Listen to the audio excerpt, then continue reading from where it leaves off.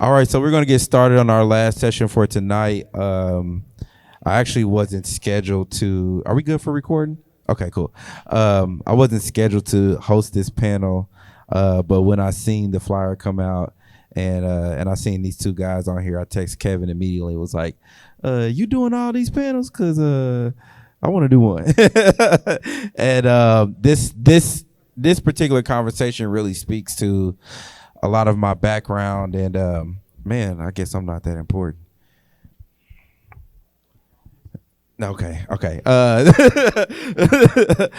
This particular speaks a lot to the background of how I feel like I got my footing here in Kansas City, with just kind of being a professional and really just trying to navigate in this space, right? Navigate in this city, and for me as a black man, not really knowing what my journey would be, you only kind of got a couple of different options, or what the systems say your options are, right? It's entertainment or sports. And so I dug into my heels into entertainment because I was just terrible at basketball. My sister would dunk on me all the time, and but I wasn't a good singer either. And so management was a space that I went into. So being able to work with strange music, work with a number of artists, and really being able to be in a space to where I see, just my community kind of flourish. You know what I mean? And you two are definitely though in those spaces and a part of those journeys. I've always seen you around, but me and G Wax probably had a little bit closer proximity when it came to the rap scene. And so super excited just to kind of be on this stage with you all. I really don't do justice, Andre. Well, first of all, I love how I just learned about how you came up with your creative name. So make sure you speak about that. But I want to allow you all to kind of introduce yourselves and just kind of give us a small walk in the journey of what got you up to this stage right here. Solo intro? No, I'm not introing nobody. You gonna say what your name is, who you is, because I feel like you could talk about yourself more than I could talk about who you are better. All right. Well, my name is Andre. My last name is Nelson, but I go by Nelso. I'm a graphic designer by trade, but I kind of do a little bit of everything. No stranger to drawing, no stranger to painting, no stranger to music for real. So yeah, just try to stay as creative as possible. My mind is always going on 10, so I have 10 different ideas every 5 seconds. So yeah, I think I'll rest with that. And I'm G Watts. I am a creator. I'm an artist. I believe that art is the most important vocation. I think nothing exists without art. The building that we in, the chair that I'm sitting in, the microphones I'm using, none of this is possible without art. So I'm grateful to call myself, like I said, an artist. I know that title sometimes gets muddied by people who don't understand the significance of it. And then like Craig was saying, just being, not only an artist, but then a minority, right? You can get pigeonholed, and so coming up, it is real frowned upon outside of the people who understand, your culture and what you're doing. And that culture, like I said, just being an artist, being a creator. I'm sure everybody in here has their own vocation that they create from. Like bro said, whether that's design work, whether that's digital graphic technology. All of us, have our means of creating. And so I try to approach everything that I do with creation as an artist. I try to make sure that if I'm finding myself in a place to be able to create, I remove those negative connotations that may have been placed. Like I said, just being a young man growing up in an urban environment where art isn't necessarily appreciated, or put up on those pedestals unless you are, making a dollar for somebody else. But yeah, I'm a creator. So, and my name is G Watts. Love it. And so, I believe that the title of this panel is innovation within the creative space, right? And oftentimes when you think about, or not when you think about, I think that the story that's told when you hear the word innovation, you think of technology, you think of building products and services, but it's really a creative way to do that in that space. And so I want to ask both of you all, how do you all see yourselves being innovative in the creative spaces that you all are in? Yeah, I think I think innovation and creativity kind of go hand in hand. And so, like I said, I just try to make sure that whenever I am creating and I get an opportunity to do that, that I put myself in a mindset to be creative. Like, you know, you don't want to use the same words to describe what you're doing. But that's kind of how I approach or look at innovation, is just your ability to be creative and not be afraid or running from that essence, that childlike essence that's in us, and whatever arena that you trying to spark that innovation. Truth be told, I try to stay to myself and just go through my own trials and tribulations, because I don't know, when things are forced, people can definitely tell. So I just try to be the best example I can be of what that is. So similar to G. Watts, I think everything is art. There's an art to everything. So just being like waking up in the morning, existing, having a good day, having a bad day, that comes with innovation. Like innovation comes out of that. Pressure makes diamonds. So yeah, I don't try to force anything. Awesome. So let's talk Nelson, let's talk about your journey a little bit. So in that space of innovation, you've been able to create your own, and you've also been able to support other companies, be creative in that space too. And we don't have to name those things, but let's give us a little insight on, how did you discover, I guess, your footing to be in that space?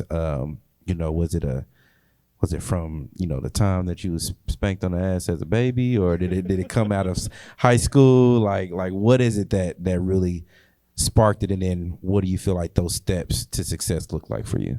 I think my creative journey started at a really young age. I've always drawn. I've always had an inclination to sketch out or like try to creatively execute my ideas. But I started taking art seriously and like wanting to pursue that as or not a passion, but as a career. My junior year of high school. During that time, I was like trying to figure out, okay, if I'm gonna do design, what am I gonna do? Am I gonna like sell clothes? So that was the first thing. That was the first like niche market I found myself in, where I was trying to coin myself as a fashion designer. And it's like, I don't know. I like drawing, and I like coming up with designs. I like marketing, but I'm not designing the garments that they're on. I'm designing the things that are on the apparel. So that really didn't fit. And then fast forward maybe 2 or so years down the road, I was still doing the clothing line, but I knew that it wasn't like in my heart to like stick with that for like the long haul.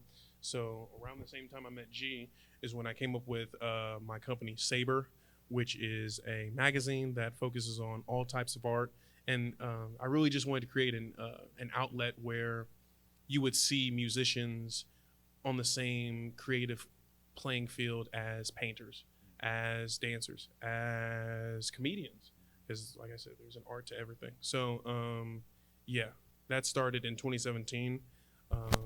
We've gone on to release 8, 9 physical magazines, had submissions from all over the world, in Europe and South America and North America.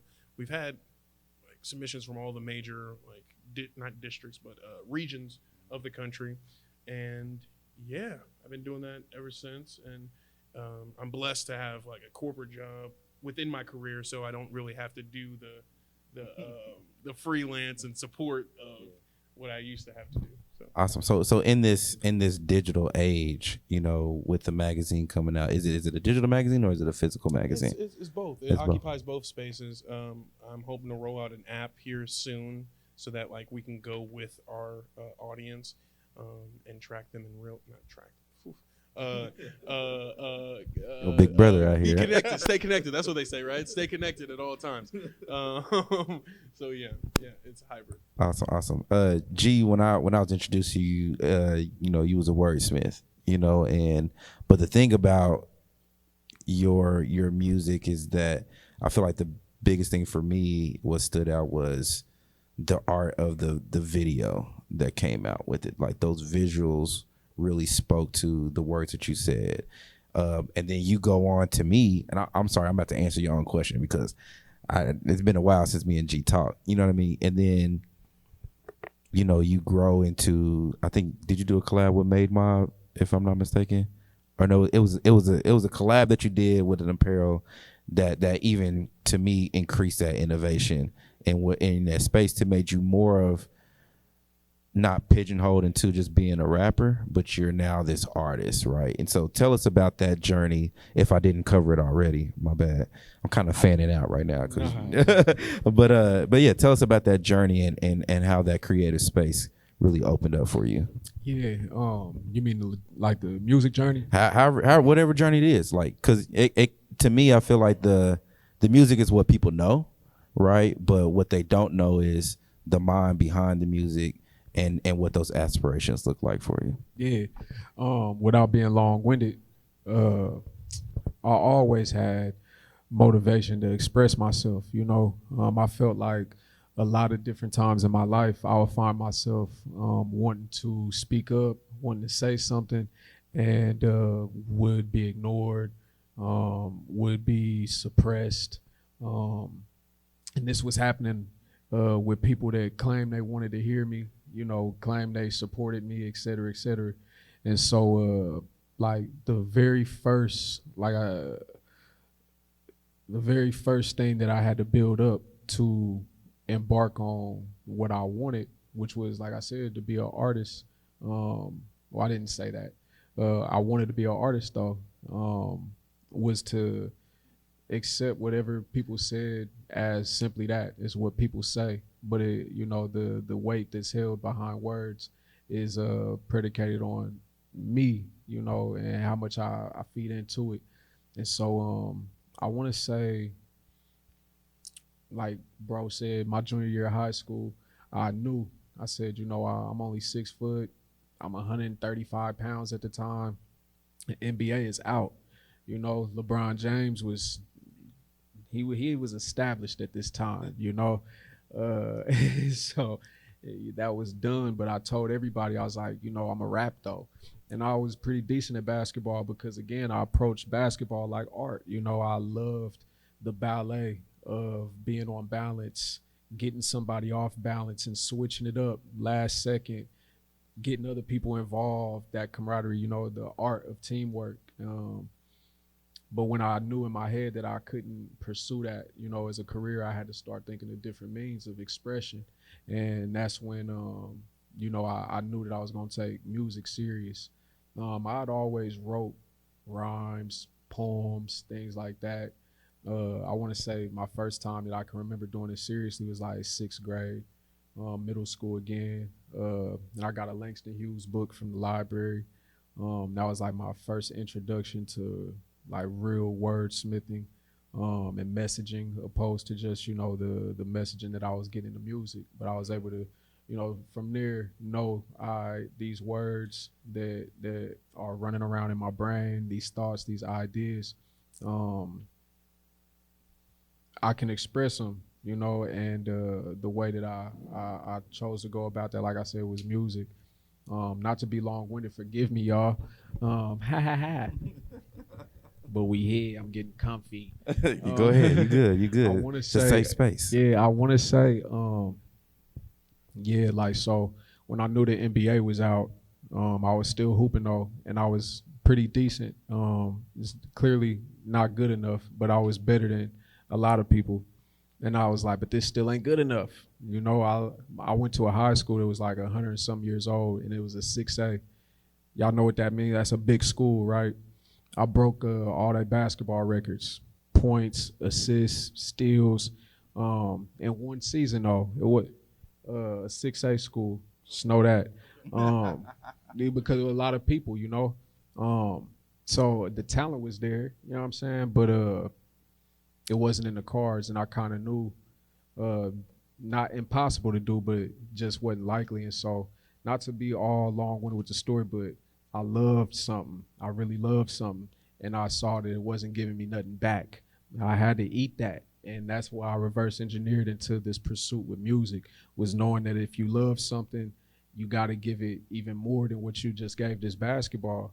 And I had mild success with it, you know. And the same thing with the music. I had mild successes, but because of just things in the past, man, I realized like if you're gonna pursue something that you love, you just gotta go full throttle with it, not really care about the results. Fall in love with the process of what you're doing. So, Man, I love that. I love that. So for both of you, or a philosophy that we take on here at Keystone is the Medici effect, and with that, it talks about how intentional collaboration or innovation is surrounded around solving problems, right, and finding those solutions in outside the box ways or innovative ways. How do you all see your art solving a problem? What is that problem, and how do you see your art that you have right now solving that problem? because I'm warm right now. uh, at the time when I came into the music, I want to say like it was 011 when I knew that I was gonna do something different. That was when I had the caviar idea. It was 011. And at the time, Kansas City's music scene was heavy, like violent rap. Shout out to them Warriors, but that's what our music scene was. It was murder music, and I wanted to at least offer something different to that. And so my thing was doing civilian rap. I used to tell my boys, I'd be like, most people that we encounter ain't tough. They just trying to survive. They just got to get through and make it home. I was like, so we'll leave the tough guy rap over there, but I'm gonna try to do something that's just a little bit more relatable. So that was a need or a void that I wanted to fill in the marketplace. And then also while doing that, I wanted to make it all right for the other rappers, the other artists to not feel the need to be Macho Man on the song, but to tell their own story because the stories are real. A lot of these guys, I know them, man, and if they was just able to express themselves truly, opposed to what they thought people would want to hear from them, ain't no telling what could come of that. And so I believe that what I offered to the space in that moment opened up doors for other artists to express themselves freely. I know at the time when I first started, the Westport didn't allow hip hop shows. We kind of helped change that just by changing up the content and the music. People didn't have to worry about coming to our shows and they getting, in fights, random violence happening. So I saw that we had talent here, but we was just heading in a direction that wasn't benefiting our talent based off of, again, ignorance maybe. And so I'm grateful to have had some type of impact on our music scene to transition us away from just, like I said, murder music, death culture music, into something more expressive. Yeah, so I guess my story of like problem solving and finding solutions comes around the same time I met G. I met you. What was it? What house was that? 59th. So we met at this house off of 59th, on the set of like a music video. And I remember later that night, after the music video was shot, it was a party that was going on. So I'm at the party, chilling, typical party, and then like three guys come in. They're like, "Everybody in the next room right now," and we all like huddle into this room, and it's packed. Like you can't even move. It's pre-COVID, obviously. You know what I'm saying? It's shoulder to shoulder type. And this guy gets on a table and just starts rapping. And first off, it was amazing. Like, I was like, wow, this is great. But everyone at the party, everyone around me knew the words to the song, but me. So I felt like, I felt embarrassed. I was like, I can't let these people know that I don't know the words. Like, no, So yeah. So it's like apple, apple, apple. They won't read my lips. Apple, apple, apple. But I wanted to like capture that moment and replicate it and amplify it to people who weren't even from Kansas City. It's like, this can't be the only sample size that we have. It's obvious that there's an audience for it. They're here. So how do we package that? How do I tell people about this? So that's where the drop came, where I was like, I have to show my culture. I felt ashamed. I was like, I don't even know Kansas City music. And from then on, I just fell in love. I fell back in love with my city. I remember as a kid, I would I'd be like, why am I in this boring city? Like, why couldn't I be born in New York or something where something's always happening? But it's like, that's not where it was supposed to be. I'm supposed to be here. I'm supposed to tell the stories that are here. So that's where it came from. Seeing that there weren't any story, or the stories that were here weren't being told loud enough. And that house was called the Cavi House, so again, my brother Solo can attest to that. Solomon was one of the young guys who came in through the Cavi House essentially too. Again, that was what I try to start and do, not It was his rib. And I won't even not to take but it was a void though. It was a void. No one was creating this space for all this talent, all this genius, all this ingenuity. We have no resources. We have no money. I remember we was on like ramen noodle and peanut butter sandwich diets over there in that house. I remember, people from every ghetto down north to the 80s. I remember people driving up to that house knowing people was inside that they wanted to hurt, and they wouldn't do it because they had a respect for this thing that we was trying to create for the creators of our city, So shout out to Dre for seeing that this needs to be captured so that the story can keep on being told, because how is it going to be told if it wasn't for him doing that? I wasn't going to sit around and run around and hey, y'all, look. No one's helping the boy. So shout out to him. Shout out to Solo. Shout out to Eli. Shout out to Eli. Shout out to Eli, putting this thing together. Not to go long-winded and to hijack it, but he inspired me to get on this rant because, yes, that's the point of, I said, art and creating is hoping to inspire so that more creativity can happen and things can be better than, how we found it. So shout out to Dre for real for seeing that and running with that. I think when you think about that scene, right, you think about the indie ground. I think y'all did a couple of shows at the Loop, and that was before we can really get into Riot Room to start doing yeah, all right, yeah, like that was like a real, in a sense, hip hop renaissance. You know what I mean? Like, I came in where, I don't know if you guys remember the Newsroom. It was right down the street from Mini Bar, where Dutch Newman. It used to be Greg Enemy, a whole bunch of folks, and just really doing. I think it was called the Heroes Show, if I'm not mistaken. And Craig Smith. I don't know if y'all remember Craig Smith, but that's where I really kind of got into.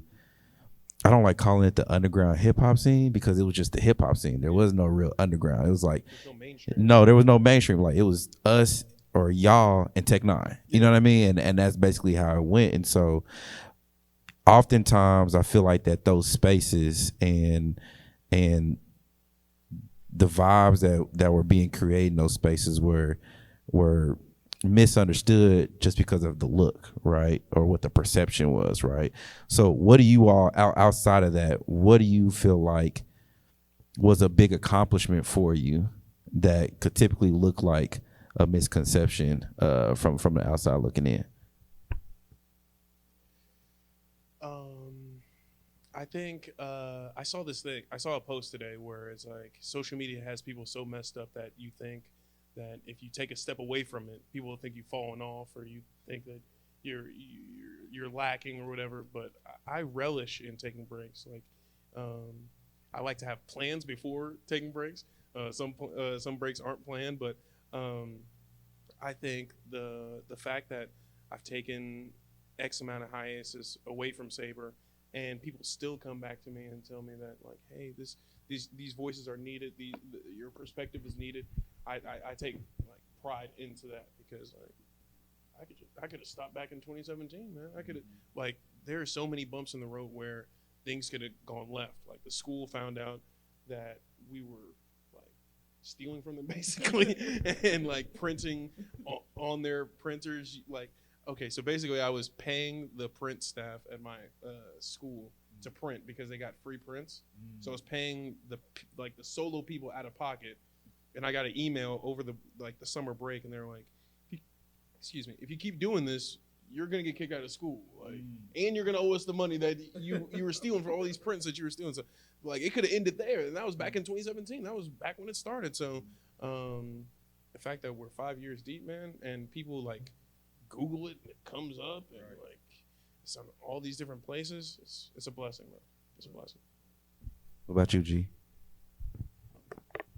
So, like, I guess if we can, what do you feel like is the biggest? Let's just say, what's the biggest misconception of the G Watts brand or the Caviar brand? I don't really know because I try not to get caught up in other people's perception of me, period. I got a line. I was blessed in like 20. I say because my little sister and me was talking one day, and I was like, oh yeah, 09, graduating, whoop, whoop. And then the other homie was like 07, and my sister was like 11, and so that was hilarious to us. And it's cool. My kids be like, "You were born in the 1900s." I'm like, "Damn, dog." right. Man, but like I try not to get caught up in people's perception of me. I'm grateful if they have a good perception, but at the end of the day, it's just their thoughts, and they not with me long enough. I mean, my wife, she be with me a lot, and she don't know as much as she thinks she know about me.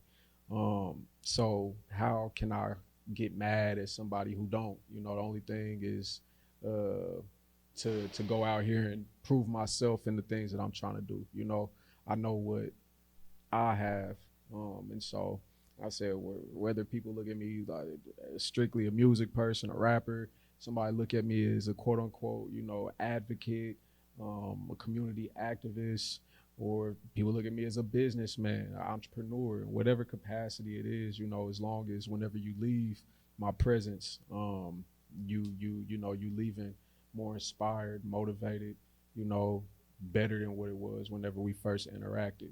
I'm not, you know, here to tap dance and entertain, but at the same time, you know, I do want, you know, everybody that comes into my presence to walk away feeling like at least I kept them even keel if I didn't fill you up more. So who care about how people think? Not I. I got a question for you. So you took like a hiatus from the scene and rap as a whole. I remember it's like kind of similar. Like when I went off to college, like maybe the last few times, that was around the same time that you maybe took a step back. And once I came back to Kansas City, that's when you started coming back into not the limelight, but more so just into your truth of being a rapper and an artist and a musician. So what was that like? And what was that a conscious decision that you're going to step away from this for X amount of time, or did you just need a break and you just had to get away from everything? Yeah, I think so like we were saying, when I met Nelson in 2017, I had planned on putting out a project, a body of work of music that year, but I had a lot of young guys that I was, you know, helping, trying to work with, and so that was my focus, was helping, you know, Solo, Kai Colors, Ashawn, Walt, Dame, Ray Money, get their music out. And that was what 2017 was focused on. So I dropped in 18. 2018, 19, the bros was dropping. I dropped again in 019, but just wasn't, you know, pushing it because you push the bros, push the young ones. My mentality was, you know, whatever success is small time that I have in Kansas City, it's going to be better if other folks around me have their successes also. Jay-Z had a line, he said, if all of us is successful, then when one of us falls, we'll all be each other's crutch. And so my thought was to I got ghetto celebrity, you know, let me help my young bros get ghetto celebrity so that we can then take that small time familiarity, local fame, status, attention, and go to the next level with it. So that was the thought behind it. Taking a back seat so that other folks could get more limelight and shine, sacrificing, for the greater whole. So with the success that both of you all have had, like, what do you feel like, as you look at Car Colors, as you look at, your zine being as big as it is, how do you see, or how would you like the future artists or the future talent to basically feed off that? Like, what is it that you hope it inspires them to do? Well, basically, I hope it just doesn't stop with me. Like, I know I don't have all the answers, and perspective is everything. Like, somebody else is just seeing that Saber is a thing or learning that it's a thing might spark something into them to make their own version of what they want to do. This slice of pie, or not slice of pie, slice of life. Pardon me. God, I'm hungry. But no. I think it goes back to what I said at the beginning, man. Just existing. Yeah. I think just existing and being positive, that speaks volumes, and people can see that. Yeah, I'll just piggyback on bro. I think the same, hope to inspire and motivate the next person to come up. It's not all on me. Shout out to Sleazy, shout out to D-Walk. They like the new generation of young guys who bringing attention to what we doing. So I just hope to keep adding to what we all trying to do as a collective creator. And I think that's something to highlight, because oftentimes I feel like that just in our community, there's this mentality of scarcity, and we kind of talked about this a little bit in the back, was because there's this, the old guard has this mentality of scarcity. It creates not collaboration but competition, right? And so for you all to be able to be in this space of, as big as you could be, but you're allowing others to take up room with you, it's definitely endearing. So I would like to ask, like, what do you feel like the next step is for you? Whether it's still in this creative space or even in another space, what is the next step? Yeah, just continuing to try to do all that I can to assist other people. I'm a believer that all of us have a duty to being the change that we want to see. And that's how I try to live my life, is by being that, and then hoping that my steps inspire or motivate somebody to hop on their own path. So I'll continue to do that, continue to try to maximize my potential so that it can bear fruit for the whole. And supporting other folks, I'm gonna continue to support this town, support the city. For me, not to get too personal, but like, I find myself like seeing my life and like wanting my professional career to advance faster, but also like I'm the same person, so I want to like hold on to like and cherish the personal moments that I have. So I'm in this like limbo where I want to advance, like I want to like go to the top of the mountain, or not the but the corporate ladder as fast as I can.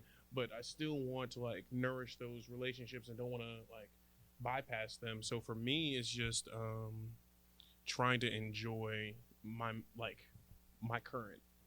So yeah, the next step for me, like I said, professionally, I'd like to become like an art director, maybe like triple, double, quadruple the salary, you know what I'm saying? So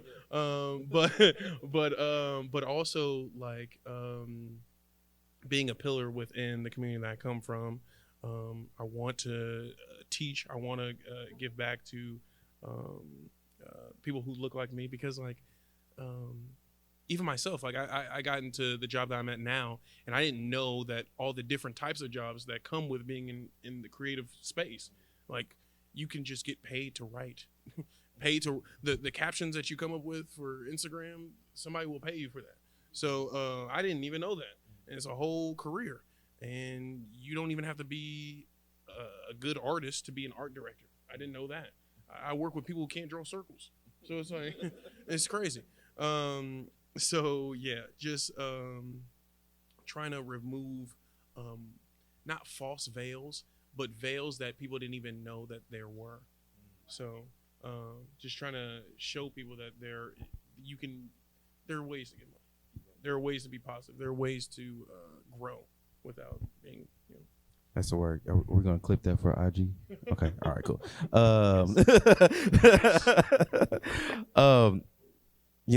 The final question, like we all like to ask in this panel conversations, because we find so many times the people that we bring on the stage are constantly pouring into other people's cups, right? And so, what is it that this community, this Keystone community, the people here in this space, how can we support you in refilling your cup so you can continue to do the work that you're doing? This is gonna sound like cliche, but words of affirmation speak wonders. I might be like humble and be like, "Oh yeah, thank you," but like when I'm by myself, it gets hard. You know what I'm saying? Like I have self-doubt. I have worry. I have things that I want to test, and I don't know if it will come off. So I think the biggest way to help me is just to be an ally, to be in my corner. To you don't have to like always, "Hey Andre, how you doing? How can I help?" See, that's annoying, right? But if you can just if you could just send this to somebody who might be interested, you can send this to somebody who got some extra money and want to, send them my Cut the way. check. Yeah, exactly. So I think those are the biggest ways. But being genuine, being honest with your intentions.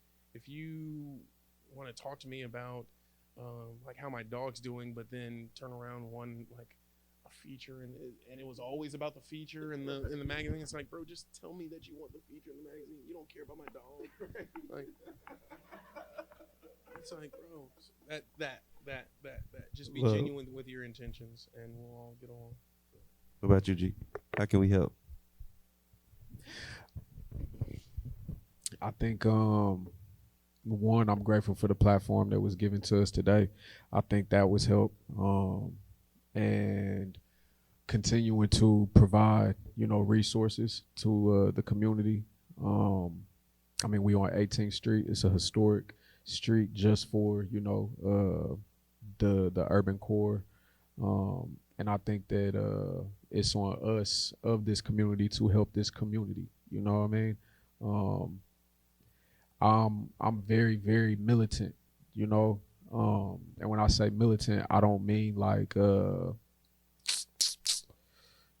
violent, but I am a no nonsense type of person. I like getting it done, and I feel like in our community we've just allowed for so much nonsense, whole lot of nonsense. Streets can't progress, hood on standstill. We all trying to progress, and so in my approach, I think that Keystone, like I said, thank you for this. Thank you for being on 18th Street, being a staple of a center for, the people of this community to come and just collaborate, get together and then see what can come of that. Like Andre said, there's so many things that all of us creators desire, could use, but I will say that I'm grateful for what has been given, which is this platform, this stage, to just introduce maybe whoever watching on the camera, whoever's actually out there in the audience listening and not just here because they got to fulfill whatever timesheet they got to.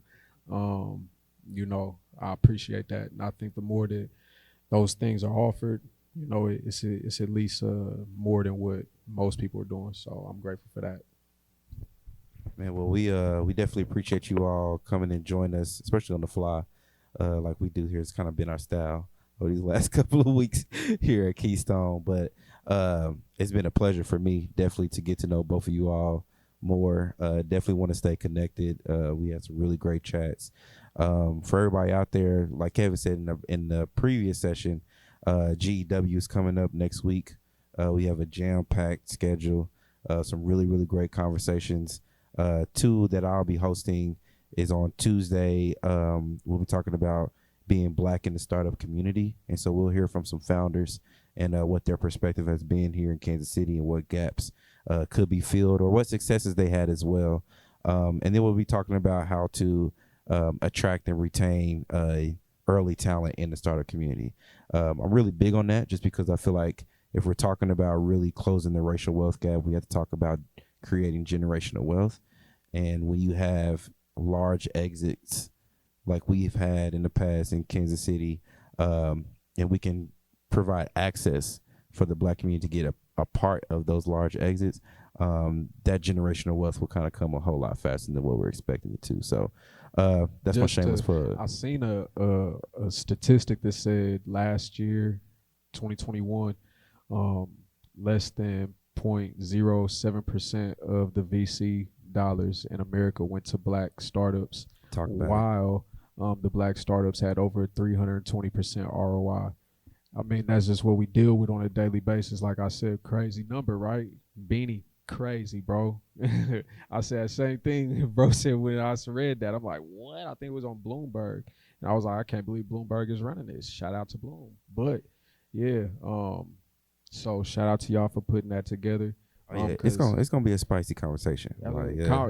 Conversation, at least start the conversation so that something can start moving momentum. You know, at the end of the day, without the space being presented, then it can't even happen. So again, shout out to y'all.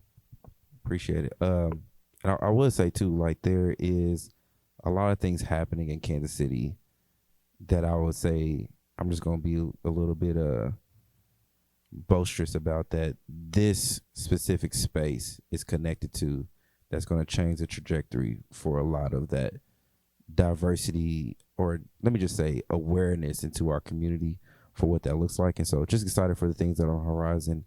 I really appreciate Kevin and Keystone for allowing Black Excellence to be a part of that space. And I'm just really looking forward to next year. But yeah, again, thank you everybody for joining us for sessions. We appreciate your time, and we'll see you next week. Yeah, thank you.